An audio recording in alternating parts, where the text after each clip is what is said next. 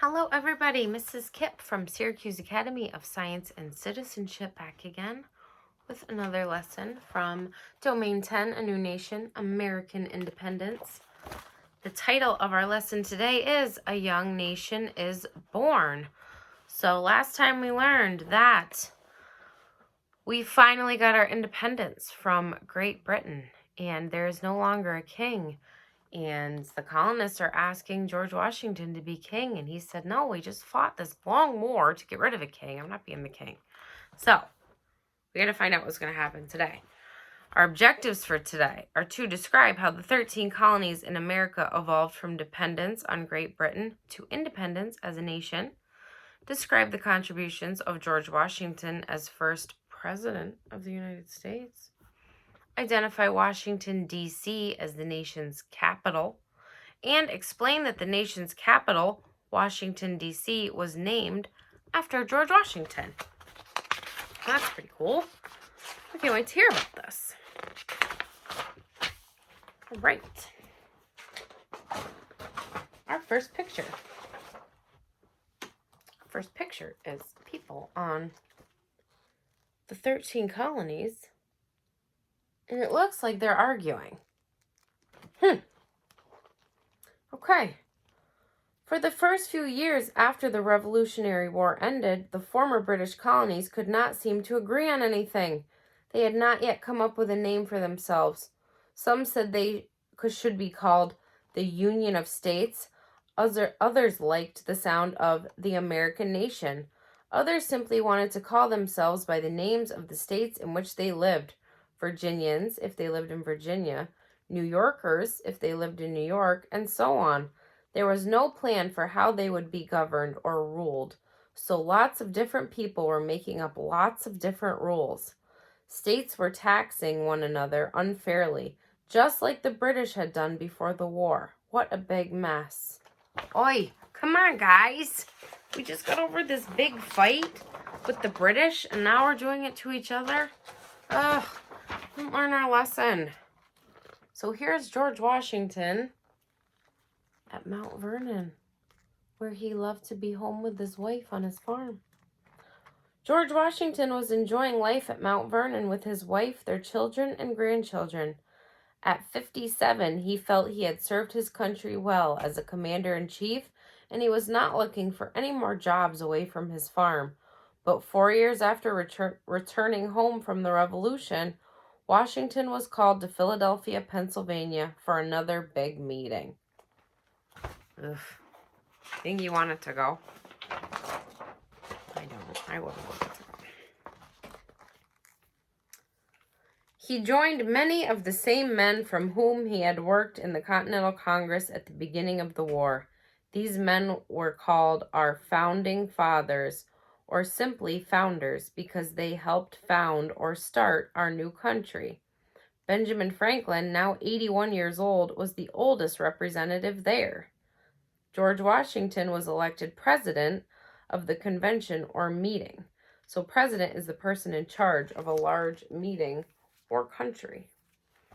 It was called the Constitutional Convention because the men were writing a constitution, a plan for how the new nation could live together peacefully.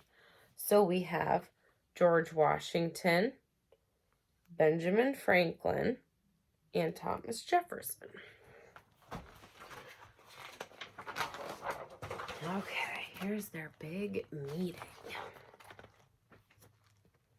Stop arguing, George Washington told the men. We have an important job to do.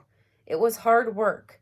They met for 4 long, hot months from May to September. The men continued to argue. Some walked out, but most of them stayed until they came up with a good plan or constitution. Their hard work paid off. The rules they wrote that summer, more than 200 years ago, are still the ones we use today. And when our founding fathers left Philadelphia that September, our country had a new name. What's the name of our country?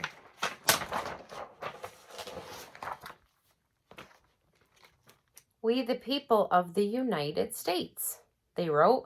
From then on, the 13 former British colonies were called the United States of America. One thing the representative discussed that summer was their need for a leader. They decided that a president chosen by the people to serve for only a few years would be better than a king who was not elected and served for his entire lifetime. And guess who they wanted to lead them? We already know, right? There he is. Look at his face. Like, yeah, I'll be your leader. I kind of wanted to go home and chill, but all right. You guessed it, George Washington. Once again, he had wanted to settle down at Mount Vernon, but once again, he had been called to serve his country. In 1789, when George Washington left his home in Virginia to become the first president of the United States of America, he had no idea what he was going to do. As the president of the new country, he knew that his presidency would set an example for all future presidents. While president, Washington stayed very busy.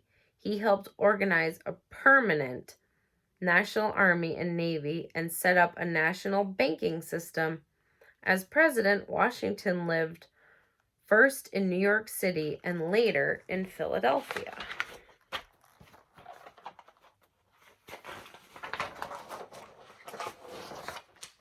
This is a picture of Washington, D.C. today. This is not what it looked like when George Washington lived there. He worked hard on plans for a city that would be our nation's capital. George Washington personally chose the capital site along the Potomac River, on land that is between Maryland and Virginia. The capital would not be in any state, so no state could say that it was in charge of the country. The capital city was designed to have a house in which the president and his family would live. It would also have many government buildings. George Washington was no longer president when the capital city was finally built, but the city was named in his honor. It was called Washington, D.C. D.C. stands for District of Columbia.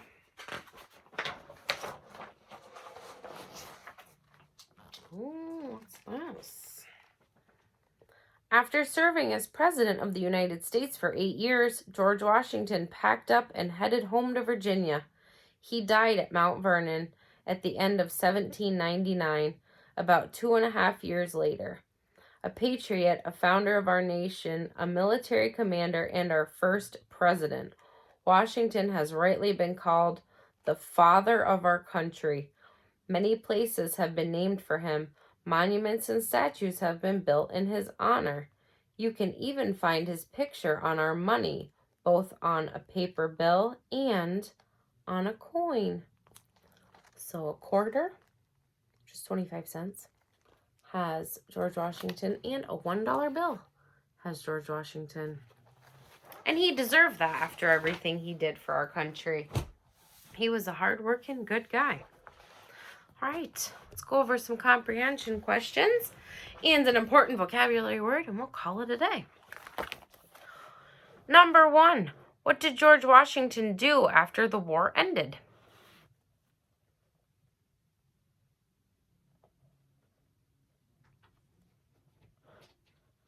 He was the president of the Constitutional Convention, and he was the first president of the United States.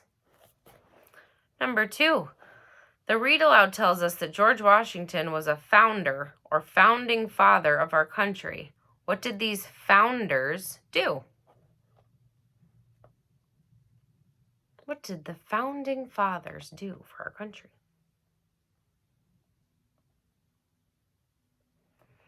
They helped write the new rules for our country to live by, called the Constitution. Number 3, if Washington loved Mount Vernon so much, why do you think he left again? First going to Philadelphia for another meeting and then becoming president of the country. Remember, he loved Mount Vernon, and that's where he couldn't wait to go after the war was over. So, why did he leave again?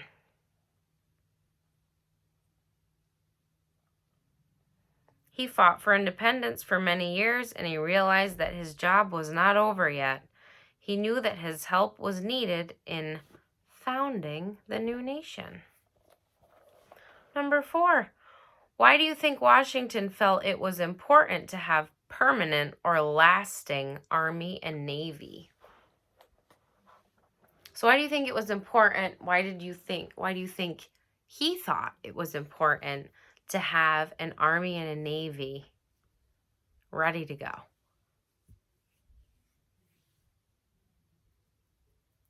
Because he had learned firsthand how difficult it was to fight a war with untrained men and wanted to be prepared in the event of another war. Number 5, the author of the read aloud said that George Washington is called the father of our country. What reasons did the author give for calling George Washington the father of our country? Remember, George Washington did a lot for our country. What did he do?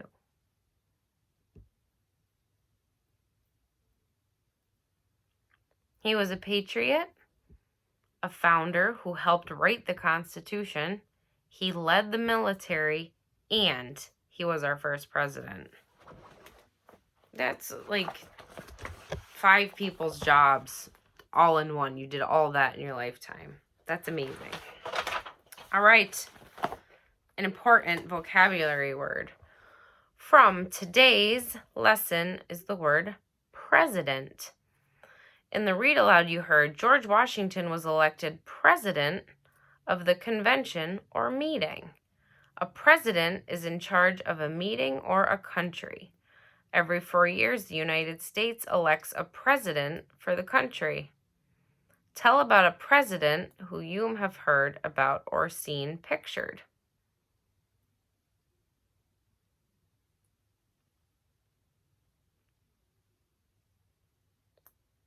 Well, the president of the United States right now is Donald Trump. I'm sure you've heard about the president of the United States that came before Donald Trump was Barack Obama. He was a great president. Heard about George Washington was the first president of the United States. I'm sure you guys know some other presidents of the United States. Or maybe you know about a president of something other than a country. I would love to hear about it. You can send me a picture or take a picture of your responses you write down. I would love to see it. I would love to see your little faces. I miss you guys, and I will see you next time when we hear about never leave until tomorrow what you can do today. I like it. All right, sounds good. I'll see you guys next time. Bye.